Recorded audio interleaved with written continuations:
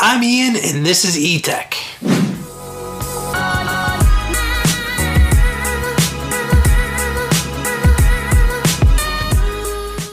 This is the first episode of our tech flipping lineup, so we're going to do a bunch of different videos, but I wanted to go through something I've been doing to make some extra money, which is tech flipping. I used to do it a long time ago, back when I was in retail and I wasn't making very much money and I was living paycheck to paycheck. So I decided, since I had some extra time now, I would get back into tech flipping, which turns out has become a lot easier now with things like Offerup and Facebook Marketplace and Letgo. So I've been able to acquire a lot more inventory than I used to back when I lived paycheck to paycheck and I was doing this for some extra money.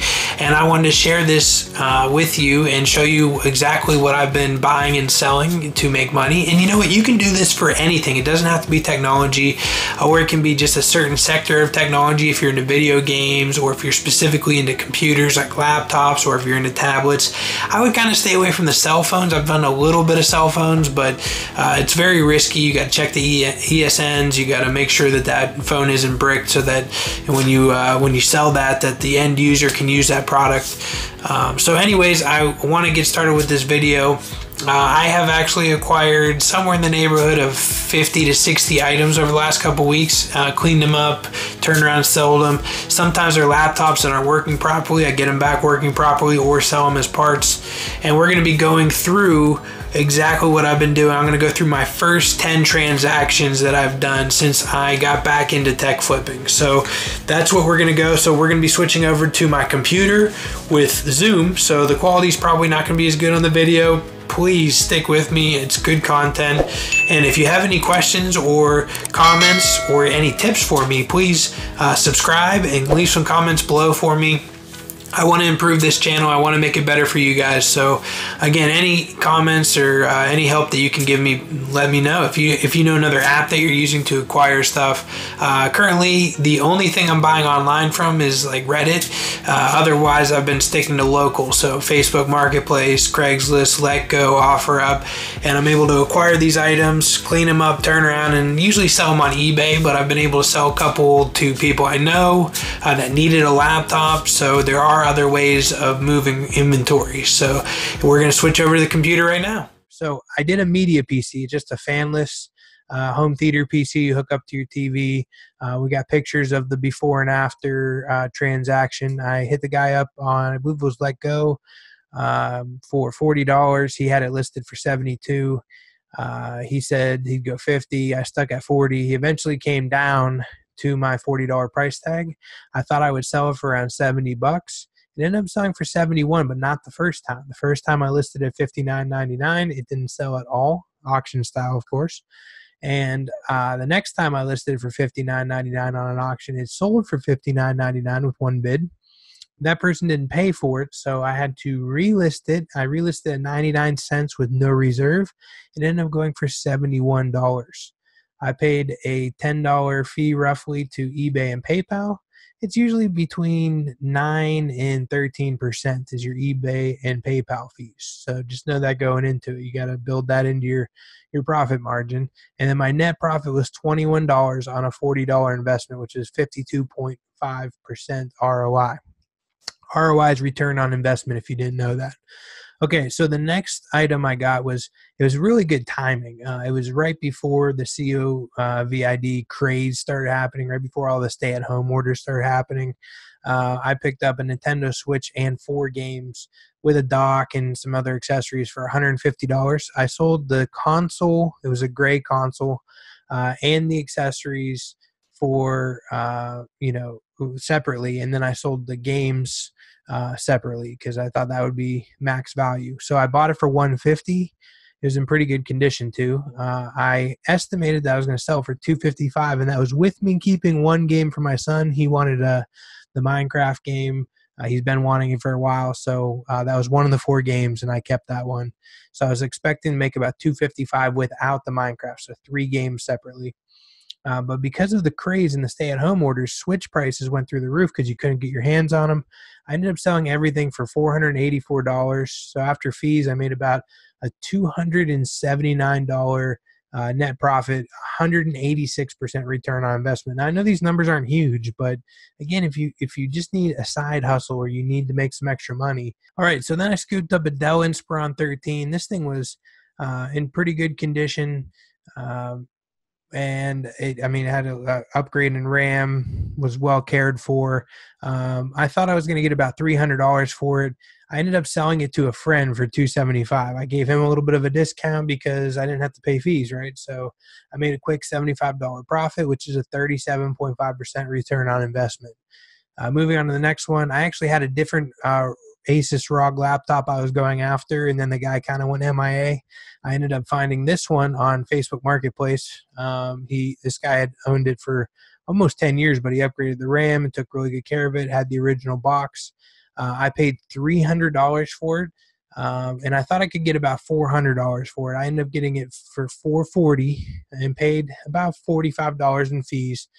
Ended up getting about a $76 net profit, which is a 25% return on this investment. Now, folks, in most businesses, you're not going to see this type of an ROI number. Usually net profits, it depends on the profession, but it can go anywhere from 5% net profit to a really profitable business gets 25% net profit. Okay, so there was a Sony camera that I picked up, and the lady wanted $25 for it.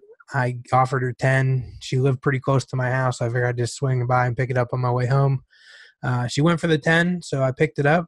I actually used to have this exact camera, but she had the box and the accessories. She took really good care of it. You could tell from the photo. And I thought I was going to get $25 for her. So a quick 15% or $15 return. And then that same guy I was talking to with the original ROG laptop that I wanted, Asus ROG gaming laptop, came back to me about a week later, said, sorry, he had some stuff going on, and that's why I went MIA. Asked if I was still interested. I said, absolutely. We met up. He actually even tossed in a free gaming headset, which I think I sold for $5 or $6. It's not factored into this number. I bought it for $380. I thought I could sell it for $550. I ended up selling it for $680. Now, I'm pretty conservative on my estimates, so that's why I end up usually selling for more than I estimate. So, okay, and then there's a local electronics shop in town. They post on Offerup and everything. They had a Lenovo gaming laptop, and I kind of just lowballed them. I said I had it listed for $450. I said I can give them $200. They said that's about what they have into it. They'd sell it for $220 plus tax. And I said, okay, throw in a Nintendo Switch game and we'll do $220 plus tax. And I bought it for $235 was the total amount with tax. I thought I could get $350 out of it. I ended up getting $450 out of it. Paid about $67.50 in fees, and got a net profit of $176.50 for an 80.22% ROI. Okay, the next transaction I had, a guy was selling a 3DS XL with a couple games in a carrying case. I think he had it listed for $90 or $95. I got him down to $70. I thought I could sell for $120. I ended up selling it for $125, and actually that was the original transaction. I actually went back and checked my records after I shot the first video, and I sold the device and the case for around $95, and the games on top. And that transaction was not paid for, so I had to relist it, and it sold for $115 the next time around. So my numbers are a little off on this, but even with my lower numbers here, it was still a 55% return on investment. So I actually did more than that as a return on investment. And then I bought a pretty beat up little 3DS with a charger. I bought it for $45. I thought I could flip it for $75. It ended up going for a little bit more than that. It was $79.99, about $9 in fees, and I made $25 on it, 33% return on investment. And then last but not least, I had a Dell Latitude. This one was pretty interesting. I actually thought it was the 7200 model. And when I looked that particular model up, it was a little bit older of a laptop. And it actually wasn't. So I kind of lowballed the guy, which it's good to lowball anyways. And I said I can go $60 on it. And he's like, oh, no, it's too low. He's like, I'll sell it for $120. And I said, 70 is the highest I can go. Because it's got Windows 7 on it, I'm going to have to do an upgrade. I may have to pay for a license, et cetera, et cetera. So the next day he actually hit me up and said, okay, if you want it for 70 and you can come today, we'll do this deal. We did the deal. I sold it for 145. So I was a little off on my estimate by about $4.50.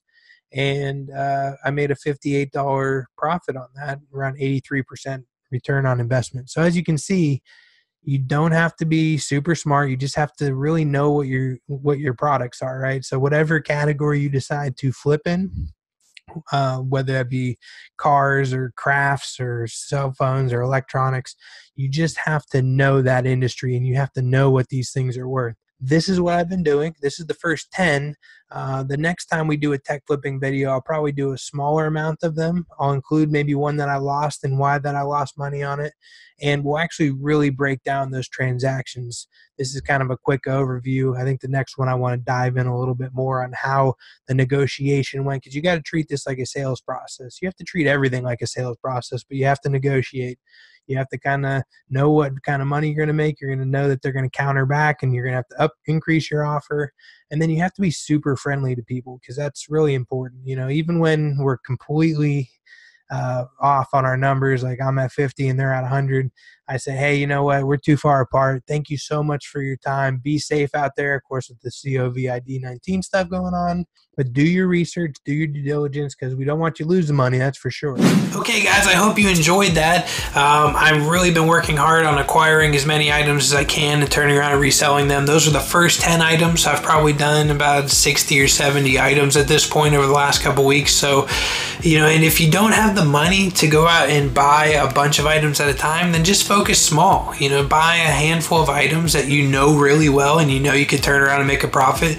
Turn $10 into 20, turn 20 into 35, turn 35 into 70, you know, so that's how you build up your cash pile. And then eventually you can really start making some great money flipping tech or flipping whatever you want. If you're into crafts, you could flip Cricut stuff. If you're into just about anything, cars, that'd probably take a little bit more money to get into, but if you're into cars and you know what you're doing, you could probably buy cheap cars, fix them up a little bit, turn around and sell them.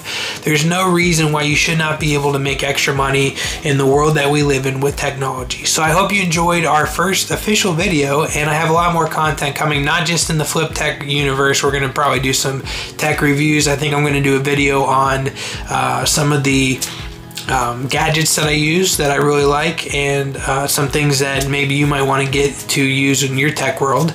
And we're going to probably do some cool things like buy some stuff off of Wish, but I'm going to put a little curve on it compared to the other videos I've seen out there. So again, I hope you enjoyed this. Thanks for tuning in. Please subscribe and comment below. All your feedback and support is really, really important as I get this channel off the ground. Thank you, guys.